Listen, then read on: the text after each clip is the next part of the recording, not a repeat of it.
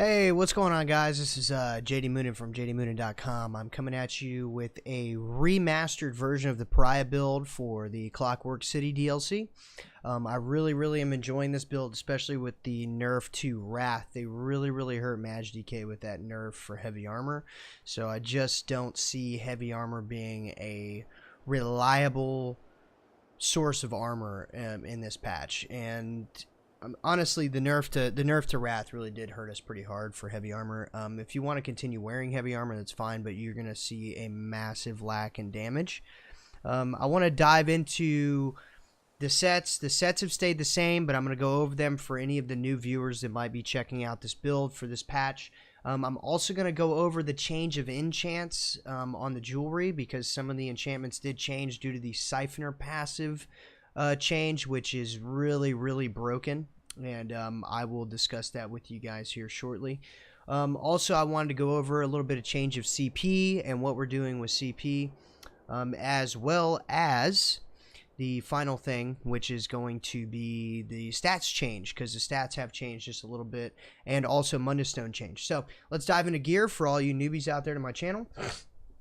So for the helm and shoulder, we are wearing Bloodspawn. This, for those of you who do not know what this set is, if you're a new player, it is probably a staple of DK. It is one of the strongest, if not the strongest, monster helm set you can use on any DK.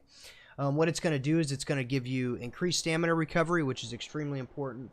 On top of that, it's also going to be giving you resistances, more ultimate, which is highly important for a DK just in general. That's going to be a massive part of your sustain. So those are the reasons why we're going to be wearing this setup. Now, for the body, we are going to be running 5-piece Desert Rose. 5, okay? All 5 of these. Now, this is going to all be sturdy. We want all of these pieces to be sturdy. We're not going to worry so much about impin. That's why we have 2 pieces of impin on. That's really all we need, because we are going to be a permablock build, so that's going to be our biggest source of mitigation. If they break your block, whether you have impin on or not, you're probably going to die. Or you're going to take a lot of damage.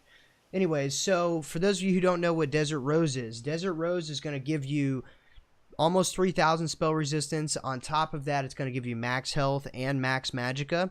Now, the big important piece of this is, since we are a DK and we're up in the shit, we are taking constant fire. We want to use this set in order to continue getting our sustain. Okay, so we have a 15% chance to proc a 2,408 magicka regen every 4 seconds. Now, this is going to equate out to be probably around, I think it's like 1204 regen every 2 seconds.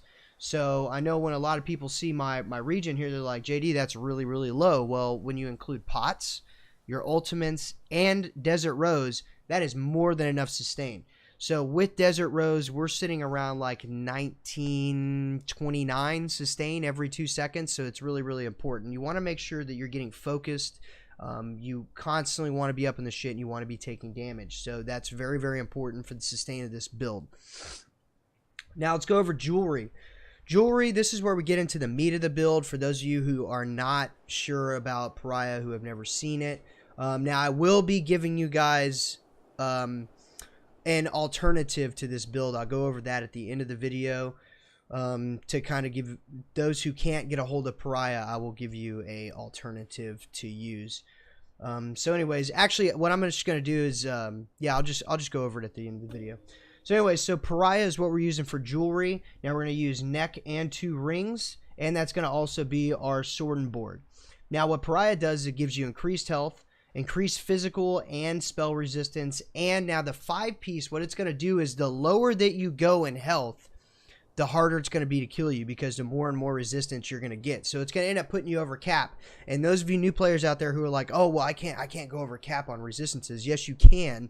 And the reason why that is okay and actually important in PvP is because people have penetration. So if we go look at, like, for instance, on this build, if we look at my penetration, I'm penetrating that much resistance right there, 8,427 resistance. I'm just going straight through. You see what I'm saying? So being over cap is not an issue. Like that's gonna help you out with being able to deal with penetration builds, okay? Because those are out there, they are there, and people do use penetration, so you need to be ready for that. So going back over here to gear, let's go over enchants real quick. Now these enchants did change from the last video. So what we're running for the enchants, we're still running a block cost reduction on the jewelry. This is extremely important. It's one of the strongest enchants in the game. So you want to make sure to at least be running one of these on your Mag DK. Now I switched to 2 reduced cost. Now the reason for this is we can get more damage out of changing our Mundus Stone, especially since they nerfed Shadow and Thief in Morrowind. We wanted to go ahead and deviate from that. And then in Horns of the Reach, they buffed all these Mundus Stones. So we changed our Mundus Stone, and we are now sitting on a much stronger Mundus Stone. So anyways, and because of Siphoner is so powerful this patch. I've been play testing with this, and so right now the sustain is really, really good with the 2 reduced cost, especially once Siphoner gets involved. So I'm still running a sharpened axe. I would like this to be Nirnhone, but since they nerfed sharpened a few patches ago in Morrowind, I'm really enjoying still having sharpened on there. I still think it's a pretty crucial part of the build. If you want to go Nirnhone or Precise, I completely understand. As you can see over here with my swords, I have ran Precise. Precise works out just as well. So I've just found that with Sharpened, I'm doing a little bit more damage to higher resistant builds. So that's why I choose the Sharpened. So I can take down those heavy armor targets if I need to. Now for our shields, we are running Reinforced. If you wanted to go Nirnhone with that, that's just more min-max. I still use Reinforced, and it works just fine for me. Totally up to you. If you want to run another Sturdy shield, that's also up to you. But since we are in light armor, I do like the Reinforced better. So, and on our back bar, we are still running Defending. Defending is still crucial on the back bar. I think it's stronger than Powered. I like it better. And I also like it better than Decisive. So anyways, that's what we're sitting at there. Now, for all the enchantments on the body pieces, we're going to be running Max Magicka enchants, okay? These are going to be extremely important. You still want to run those Maximum Magicka enchants, so keep running those. Now, let's go ahead and dive into stats. So, our front bar is 38,844 Max Magicka with 24.6k health and 15,000 stamina. We have 729 Magicka recovery, not including Desert Rose. 211 health recovery. We are a vampire, and so, I mean, that's why it's so low. And 707 stamina recovery. Now, our spell damage is 1573. Well, people are like, well, JD, that's kind of low. Well, yeah, look at our crit, though, 43.9. That's huge. So, we are still primarily a crit build with this setup, but what this build is going to allow us to do is now we're doing more damage because we're using a different Mundus Stone. So if you look at our spell percent or our spell penetration, we're at 8427 because we are in light armor, so we are doing some damage. And we switched over to the Apprentice, so that's how we're achieving that. Now, if you guys want to be really daring and you want to run an extra spell damage glyph here, go ahead and do that. I have done it, but man, Siphoner, like, when I did that, Siphoner really fucked me up. So I'm just saying, like, be very, very weary of running that extra spell damage. I was doing that last patch in Horns of the Reach, and I was achieving 1900 spell damage on my front and back bar. But, you know, Siphoner, this passive is just tearing me up. So, like, I don't think it's beneficial to run that extra spell damage right there. So, diving back into you know, the meat of the build, which is Pariah, I kind of want to go over for our new viewers and our new players why this build is so strong. Once you get below 50% health, you become really, really hard to kill. And the reason why that is because it's going to stack with our vampire passive, which for those of you who don't know what vampire passive I'm talking about Undeath. You know, this is going to reduce your damage taken by 33% based on your missing health while below 50% health. So as we get lower, we're increasing not only our resistances, but also we're increasing the amount of damage that we're reducing that's coming in. as we are getting lower in health. So we're just getting harder and harder and harder and harder and harder to kill. So it's very, very important to make sure when you're running this build, you want to have Undeath and you want those two to stack. So now while we're here, we can go ahead and dive into skills. So on our front bar, I'm still using Flame Lash. Now this is going to be unbuffed 7812 for the Flame Lash, and also 3994 for the Burning Embers, and we are still running Burning Talons with a 4700 damage on the Talons. That is non-crit. And also, I'm still using Fossilize. Now, I'm going back and forth between Fossilize because in certain circumstances, it's great. In other circumstances, it fucking sucks. So, I mean, but it's so hard for me to deviate away from it because it's so good. Anyways, so we are running Inner Light on the front bar. Now, if you want to run, Flames of Oblivion on there, I completely understand. I prefer Inner Light. I think it is way stronger. So I'm not going to deviate away from that. It's going to increase my maximum magicka by like 8%. On top of that, it's going to also increase my crit. So you're just getting a lot of damage from that ability being on the front bar. Our leap is 14,883 on the front bar. Now going to the back bar, we are looking at Coag for the back bar, also Igneous Shield and Volatile Armor, and I'm running Elusive Mist. If you are not running Elusive Mist, you need to change that.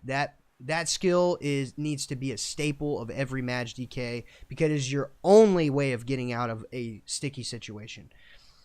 So you need to be running that.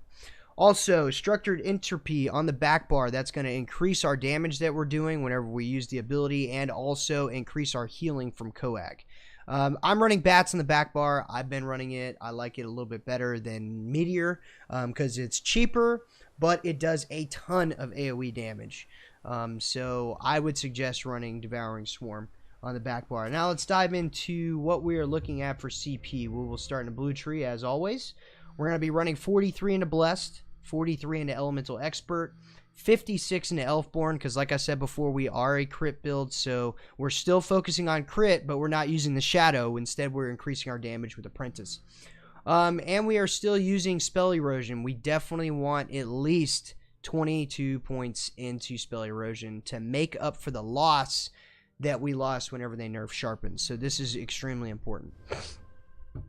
We are still running 56 into Master at Arms, and I went ahead and I put 10 points into Thaumaturge to go ahead and increase that damage from dots by 4%. So if you want to go ahead and make sure, if you're a new player, you want to make sure that this has 43 points and this has 56 points, and then focus on Elfborn and Spell Erosion. But what you want to make sure you max out first, if you have 120 points you can put into a CP tree, you want to make sure you get Arcane Well immediately, because that's going to be a massive part of your sustain. It's extremely important. You definitely want that, so make sure you have 120 points in the Apprentice before you go anywhere else.